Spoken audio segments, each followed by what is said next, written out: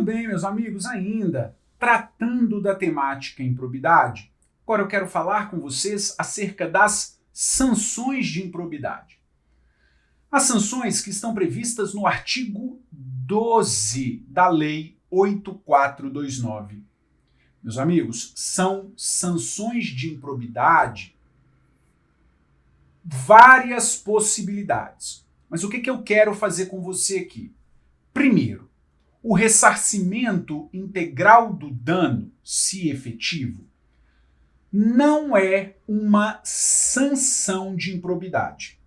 É uma consequência da decisão. De modo que eu quero primeiro tratar com você as sanções da violação a princípios.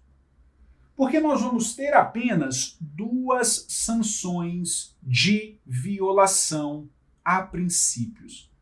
Quais são as duas sanções? O pagamento de multa civil de até 24 vezes o valor da remuneração percebida pelo agente, bem como a proibição de contratar com o poder público ou receber benefícios pelo prazo não superior a 4 anos, pessoal. Prestem muita atenção que nós só temos duas sanções de violação a princípios. Pagamento de multa civil, que é de até 24 vezes, a remuneração do agente e a proibição de contratar pelo poder público ou dele receber benefícios, que é pelo prazo não superior a 4 anos. Veja, não há mais sanção de violação a princípios, a perda da função e a suspensão dos direitos políticos. Agora veja, no enriquecimento ilícito e no prejuízo ao erário, eu vou ter perda dos bens ou valores acrescidos ilicitamente ao patrimônio, vou ter a perda da função pública, vou ter a suspensão dos direitos políticos, multa civil e proibição de contratar com o poder público. Agora veja, no enriquecimento ilícito, a suspensão dos direitos políticos é de até 14 anos, ao passo que no prejuízo ao erário é de até 12 anos. A multa civil no enriquecimento é equivalente ao valor do acréscimo patrimonial e no prejuízo ao erário equivalente ao valor do dano. No enriquecimento, a proibição de contratar com o poder público ou dele receber benefícios é pelo prazo não superior a 14 anos e no prejuízo ao erário pelo prazo não superior a 12 anos. Vamos lá, pessoal, agora fazer vários comentários acerca dessas sanções da improbidade. O primeiro deles é que a sanção de perda da função atinge apenas o vínculo da mesma qualidade e da mesma natureza que o agente público detinha na época do cometimento da infração. De modo que, especificamente no enriquecimento ilícito e em caráter excepcional, poderia a autoridade estender aos demais vínculos. Então veja, pessoal, a perda da função agora vai atingir apenas o cargo que o sujeito detinha na época do cometimento da infração, e não mais o que ele tinha no momento do trânsito em julgado da sentença condenatória. Agora é o da época do cometimento.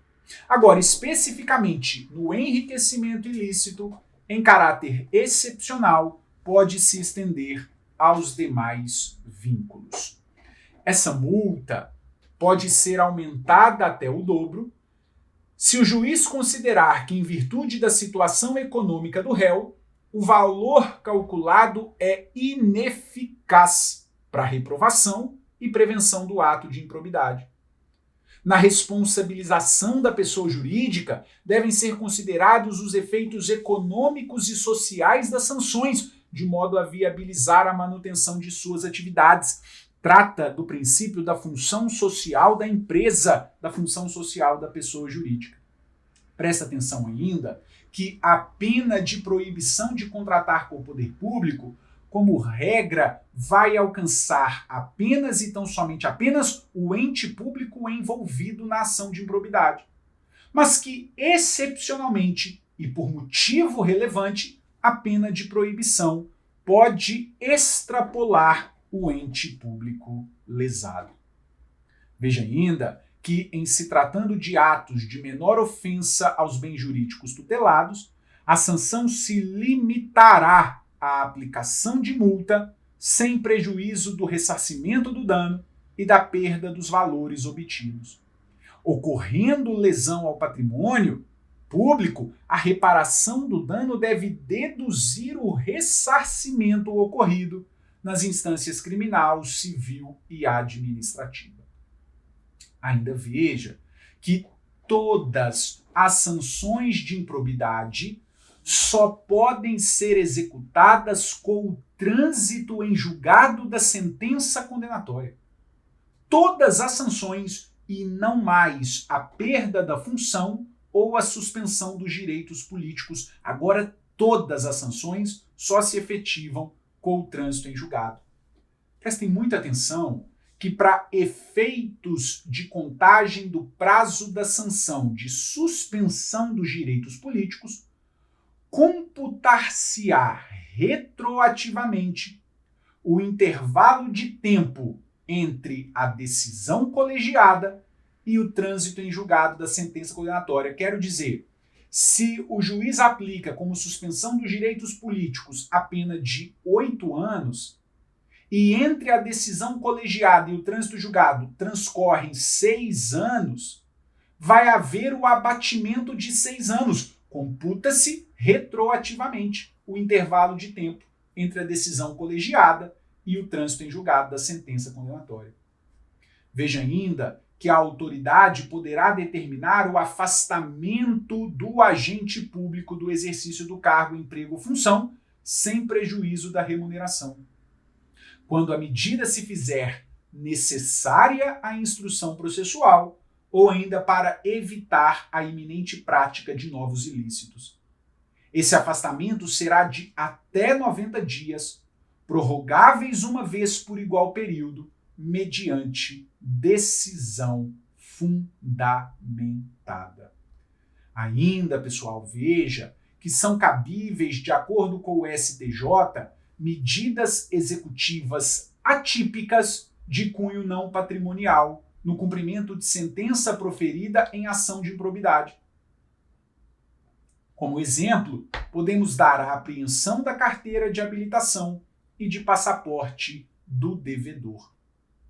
Já aproveito e discuto aqui com você que, na literalidade da Lei 8429, a ação de improbidade será proposta pelo Ministério Público, de modo que, pela literalidade, a Fazenda Pública não teria mais legitimidade. Ocorre que o Supremo Tribunal Federal, em sede cautelar na ADI 7042, entendeu pela legitimidade ativa concorrente entre o MP e as pessoas jurídicas de direito público. Observe, pessoal, que será nula a decisão de mérito, total ou parcial da ação de improbidade que condena o requerido por tipo diverso daquele previsto na inicial, ou que condene o requerido sem a produção de provas por ele tempestivamente especificadas. Preste muita atenção, memorize este ponto que eu vou dizer. Não se aplica na ação de improbidade presunção de veracidade dos fatos alegados pelo autor em caso de revelia, não se aplica a distribuição dinâmica do ônus de prova, não é possível o ajuizamento de mais de uma ação de improbidade pelo mesmo fato e não se aplica o reexame obrigatório da sentença de improcedência ou de extinção sem resolução de mérito. Veja ainda, pessoal, que na hipótese de litisconsórcio passivo, a condenação ocorrerá no limite da participação e benefícios diretos, vedada qualquer solidariedade. E para fecharmos a temática da improbidade, digo ainda para você a questão da prescrição, que está disciplinada no artigo 23, que estabelece que será que prescreverá a improbidade no prazo de 8 anos, contados a partir da ocorrência do fato, ou no caso de infrações permanentes, do dia em que cessar a permanência. Lembrando que a instauração de inquérito civil ou de processo administrativo para apuração dos ilícitos suspende o prazo prescricional por no máximo 180 dias corridos.